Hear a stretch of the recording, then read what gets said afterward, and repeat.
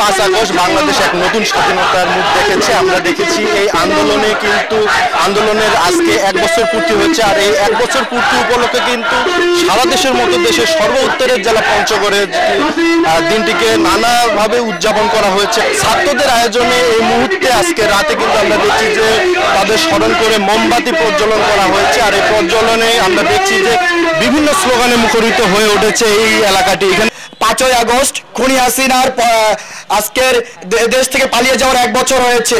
আজকে আমরা এই বিশেষ মুহূর্তটাকে স্মরণ করার জন্য, আমরা শহীদদের স্মরণ করার জন্য এবং খুনি হাসিনার বিচারের দাবিতে এবং এই বৈষম্যহীন বাংলাদেশ গড়ার জন্য যে ছাত্র সমাজ রক্ত দিয়েছে এটাকে আবার জানান দেওয়ার জন্য আজকে আমরা কর্মসূচি গ্রহণ করেছি। এর মধ্য দিয়ে আমরা জানিয়ে দিতে চাই আজকে 1 বছর পরে যে জুলাই সনদ হয়েছে এই জুলাই সনদকে একটা ভারতবাদী সনদ হিসেবে আমরা মনে করছি। এখানে যারা নেতৃত্ব দিয়েছে তাদের বিষয়ে কোনো কিছু বলা হয়নি। 5ই আগস্ট এত একটি বিপ্লব সংগঠিত হয়েছে সে বিষয়ে কিছু বলা হয়নি। এত বড় একটা খুনের সংগঠিত হয়েছে, গণহত্যা সংগঠিত হয়েছে, যারা সংগঠিত করেছে সে আওয়ামী লীগ, তাদের বিরুদ্ধে বলা হয়নি। তাদেরকে বলবো অতি দ্রুত এই সনদ এবং ঘোষণাপত্র আবার নতুন করে দিতে হবে।